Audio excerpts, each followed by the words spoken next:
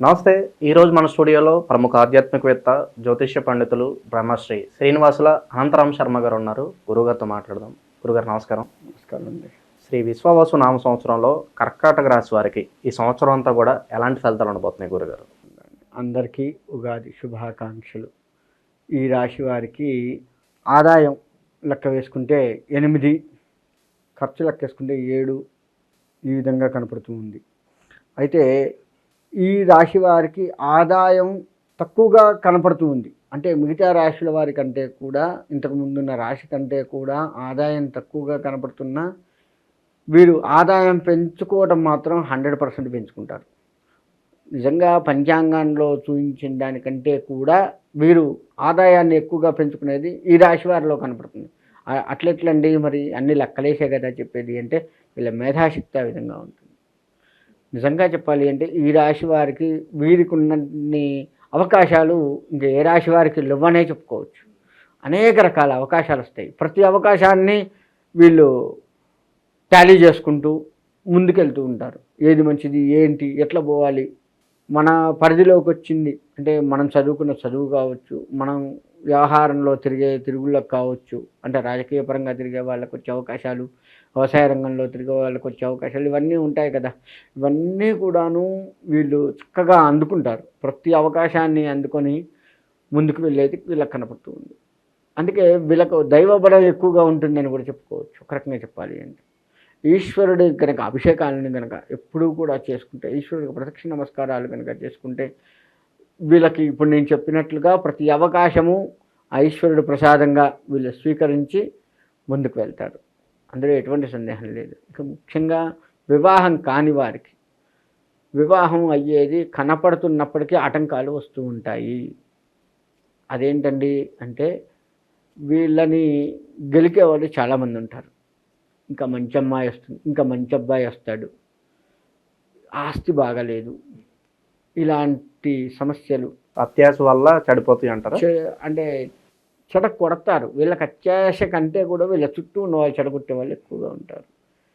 తల్లిదండ్రుల మాట వినరు, పక్కన వాళ్ళ మాట వింటారు. ఈ రాశి వాళ్ళ దగ్గర వచ్చింది ఏంటి అంటే తల్లిదండ్రులు ఎంత చెప్పినా వినక పక్కన వాళ్ళు విని కొంత లాభాన్ని చూస్తున్నప్పటికీ కొంత చెడును మాత్రం చూస్తుంటారు. వచ్చిన అవకాశాల్లో పక్కన వాళ్ళే ఎక్కువగా వింటారు తల్లిదండ్రులు చెప్పిన దానికంటే. అక్కడ కొంత లాభాలు కనపడ్డా ఈ భాగస్వాముల విషయంలో మాత్రం కాస్త పక్కన వాళ్ళది బాగా విని తల్లిదండ్రులు చెప్పినా వెనక నష్టపోయే అవకాశం కనపడుతుంది.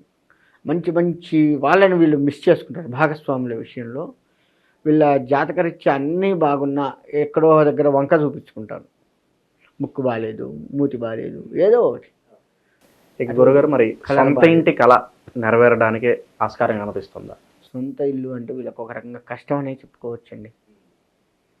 ఎందుకంటే వీళ్ళ కోరిక ఉంటుంది. వీళ్ళకు సొంత ప్లాట్లు ఉన్నప్పటికీ దాన్ని బాగు చేసిన దాకా ముందుకు వెళ్తారు, కానీ ఆ తర్వాత కొంత కష్టం వస్తుంది. ఈ రాశి వారికి ఏంటంటే లోన్స్ రావడం కూడా కొంత ఇబ్బందులు కనపడుతూ ఉన్నాయి. బ్యాంకు ద్వారా కావచ్చు, ఇతరత్ర ఏవి ప్రయత్నాలు చేసినా, లోన్స్ విషయంలో ఎలా ప్రయత్నాలు చేసినా ఏ లోన్ అయినా వీళ్ళ కష్టతరంగానే కనపడుతూ ఉంది.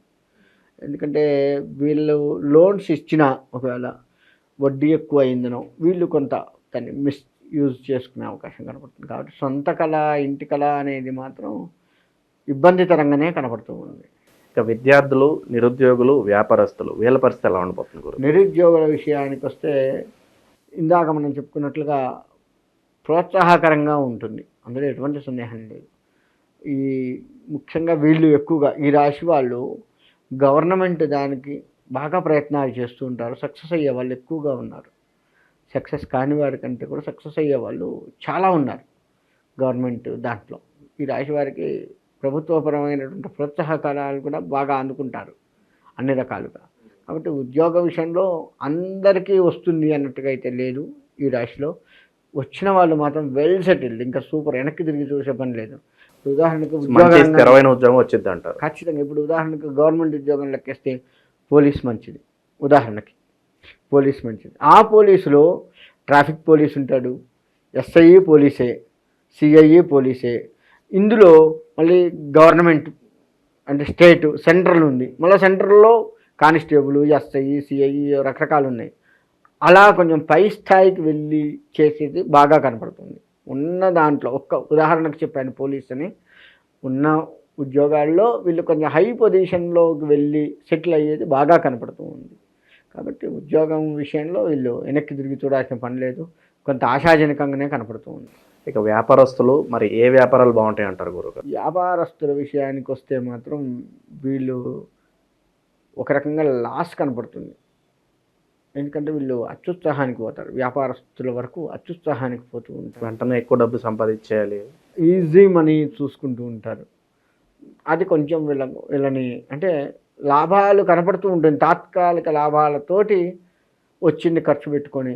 అంటే వీళ్ళ పరిస్థితి ఎట్లుంటుందంటే, ఇప్పుడు ఒక వ్యాపారం చేసాం, ఉదాహరణకి కిరాణా షాప్ పెట్టాను, 100 రూపాయలు లాభం వచ్చింది. ఈ 100ని మళ్ళీ పెట్టుబడి పెట్టి కిరాణా షాపును ఎక్స్టెన్షన్ చేస్తారు.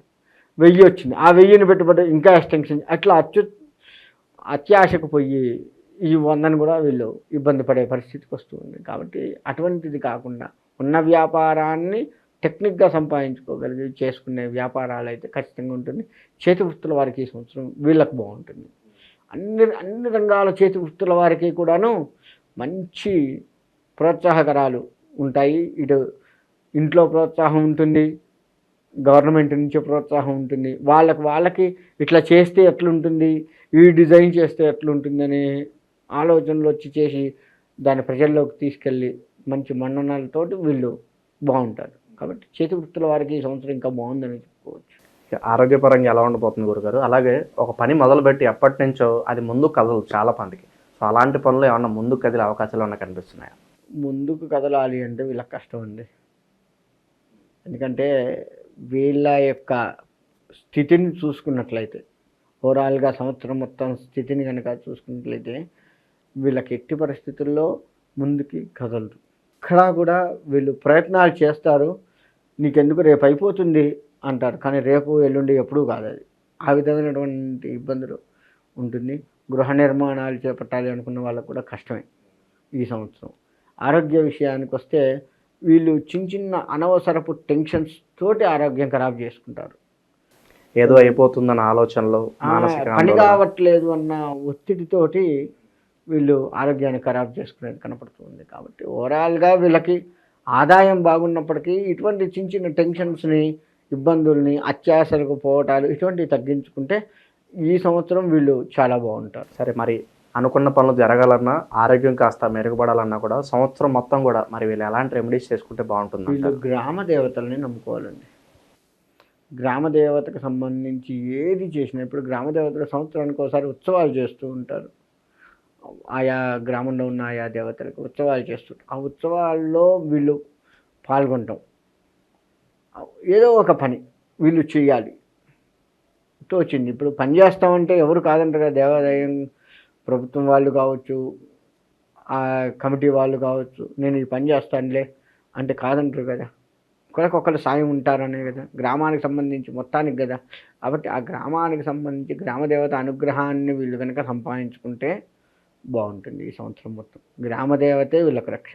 ఇప్పుడు గ్రామదేవత అన్నాము, గ్రామదేవత అనగానే ఉదాహరణకు నేను ఒక ఊరు నుంచి వచ్చాను, హైదరాబాద్లో సెటిల్ అయ్యాను, నా గ్రామదేవత అక్కడికి వెళ్ళి ఆ ఉత్సవాల్లో పాల్గొన్నా పర్వాలేదు, లేదు ఇక్కడ ఉన్న గ్రామదేవతకు సంబంధించి చేసిన ఉత్సవాల్లో పాల్గొన్నా పర్వాలేదు. ఏదైనా గ్రామదేవత ఒకటే, అమ్మవార్లు మొత్తం కూడా ఒకటే, ఒకే అమ్మవారు అనేక రూపాల్లో కనబడుతూ ఉంది. కాబట్టి ఆ యొక్క గ్రామదేవతకు సంబంధించి మనం ఎక్కడుంటే అక్కడ ఆ తల్లే ఈ తల్లిగా భావించి చేస్తున్నట్లయితే ఇబ్బంది ఉండదు. మొత్తానికి కొత్త సంవత్సరంలో కర్కాటక రాశి వారికి అన్ని ఇబ్బందులు తొలగిపోయి సంతోషంగా ఉండాలని చెప్పి మనస్ఫూర్తిగా కోరుకున్నాం గురుగారు. ధన్యవాదాలు. సుహా.